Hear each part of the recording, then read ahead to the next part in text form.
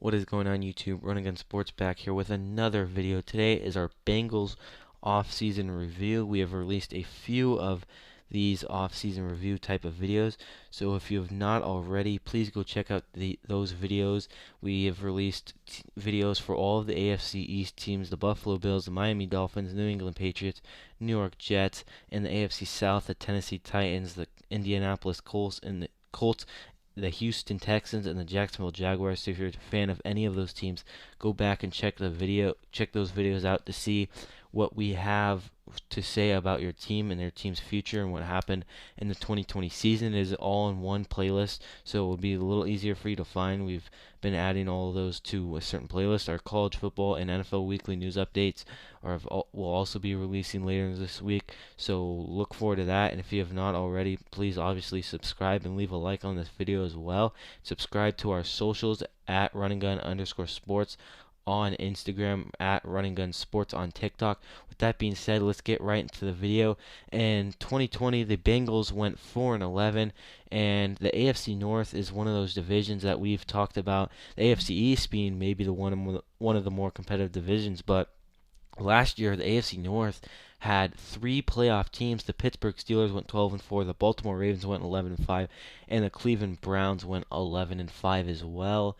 So all those teams obviously are within a game of each other. So it's just an impressive conference that they're in, or excuse me, division that all those teams are in, and for them to be so close together, it just shows you that the Bengals have so much more of a mountain to climb to become a competing team in that division, especially. But I think that with Joe Burrow, the injury really obviously did not help. Played 10 games before being injured in Week 10, and that was just really unfortunate. The Bengals looked promising. No one expected them to make the playoffs or anything like that with Joe Burrow, but he looked pretty good and gave them the hope. But two of their wins were versus playoff teams, and that's pretty impressive. The Tennessee Titans and the Pittsburgh Steelers, and it's just impressive that they can pull off that type of win. I don't think really the Bengals were ever in a tanking state of mind, truthfully, and I just think that they did very well on trying to compete every game. They didn't have a good quarterback at all, and it really hurt them. And obviously, Joe Burrow will be back next year. And Joe Burrow, in his first 10 games that he played before getting injured in Week 10, tearing his ACL, he had 2,688 yards passing, 15 touchdowns, and 5 interceptions. And hopefully, he is doing well from the ACL tear and will come back even stronger than he was before. And I think that he will. I don't know if he'll be better, but I think that he'll definitely shouldn't have any problem being as good as he was right before the injury. And I think he's just young, and he has a lot of years ahead of him, more years ahead of him than behind him, which is always a good sign when you have an injury. And I think that he has got to become the leader of this team to become the franchise quarterback. Obviously, right now, do I see the Bengals offering Joe Burrow a multi-year double-digit million-dollar contract after this 1 year? Maybe, honestly. I mean, they didn't do that bad with him. He didn't have. I mean, his stats are pretty good. I mean, he was on pace to have a really good season, but unfortunately, injuries happen, and that's a part of the game of football. But I think that he can try to solidify him being in Cincinnati. He's from the state of Ohio, so I just think that it's a great fit. And when draft day was happening last year, that was just perfect. And we'll be talking about the Bengals draft coming up in a few weeks. And so stay tuned for that coming up soon. The number 5th overall pick for the Cincinnati Bengals. Free agency, the Bengals have signed. They've gained a few key players: Eli Apple, Chado Ewuzie, sorry, hard name to pronounce there. Trey Hendrickson, defensive end. Trey Hendrickson is such a big pickup for that team. Their defensive line ranked dead last in every defensive line stat in the entire NFL out of all 32 teams, dead last in every defensive line stat. So just a good pickup. Trey Hendrickson finished finished second in the NFL last year with 13 and a half sacks, and he's really honestly one of the more underrated players. He's fairly young. He's 26 years old, and all those other guys, Eli Apple and Awuzie, are all 25 years or both 25 years old. and Larry Ogunjobi, also a defensive tackle player that they signed. He's 26 years old, so they're all young, and it's a great move for the Bengals. They've really had a good offseason, and the only players that they've lost is Mackenzie Alexander, cornerback head, was sent to the Minnesota Vikings. It's a decent amount of loss, but I think they can make up for it in the draft. And AJ Green obviously went to the Cardinals. AJ Green, nothing really special or nothing too big of a loss for him, unfortunately. Not in the prime of his career anymore, and he's just sort of injury prone. But I think that they need to find more receivers. With that being said, I still think that AJ Green did hold a decent amount of value to that team, but I don't think that it's like the biggest loss in the world or anything like that. They did lose Carl Lawson. That's a huge loss. He was the leader of that defensive line, even though it wasn't that good.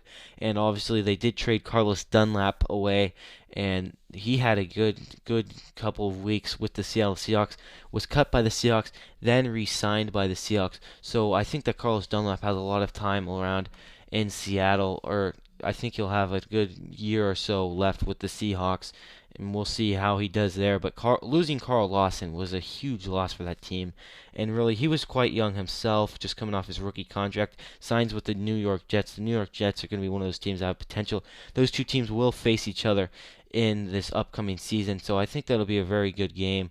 And both teams are going to be on the rise, and I think that it's honestly going to be just who can put together a better team, who can have a better offseason, and it'll really show in these type of games when they're playing teams that are trying to rebuild. They obviously haven't had the greatest season, but losing your first overall pick in the draft is not something that a lot of teams can necessarily deal with very easily, and it's really unfortunate. So speaking of the NFL draft coming up in a couple of weeks, we're getting around that time, very exciting.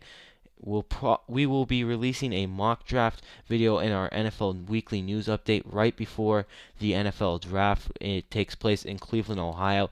Be a great video, so please stay tuned for that. It's going to be a lot of interesting content, and a lot of quarterbacks could be picked in the first 5 picks, and so stay tuned for that. So please subscribe if you have not already.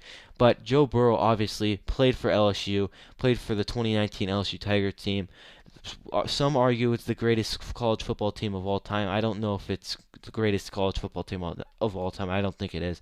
But I think it's a great college football team historically. It's a great team. They had a great team, and Ed Orgeron was a good coach for them. But it kind of takes away that a lot of those players were recruited by Les Miles. But that is besides the point.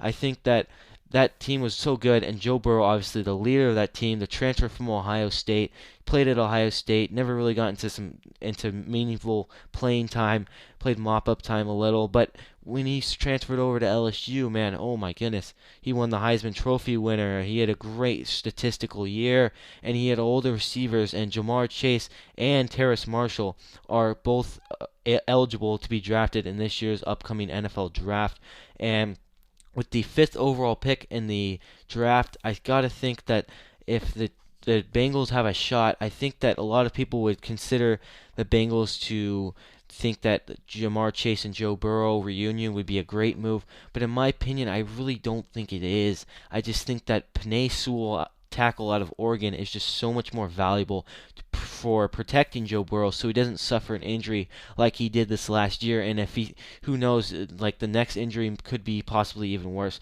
and that's just a bigger risk than having a better receiver. Would you rather have a bad quarterback with good receivers or a good quarterback with mediocre receivers? I think that you'd rather have a good quarterback, or a decent quarterback with or a good quarterback with decent receivers. So, I mean, that's just my opinion. Some people may agree with me on that, but I do think that, though, if the Cincinnati Bengals did really want to select a weapon for Joe Burrow, and Kyle Pitts is still around, I don't know how they couldn't take Kyle Pitts. In my opinion, Kyle Pitts is the most versatile player coming out of this draft class, and this is one of the greatest receiving classes coming into this NFL draft. You have Rondale Moore, Devontae Smith, Jalen Waddle, and obviously Terrace Marshall and Jamar Chase, and I could go on and on. Rashad Bateman from Minnesota. So many talented players. Elijah Moore from Ole Miss. Just so many great players coming out of this draft class. But I think that Kyle Pitts is really going to be the best NFL player. I do think that there's going to be a lot of guys who are going to have very successful careers coming out of this draft class.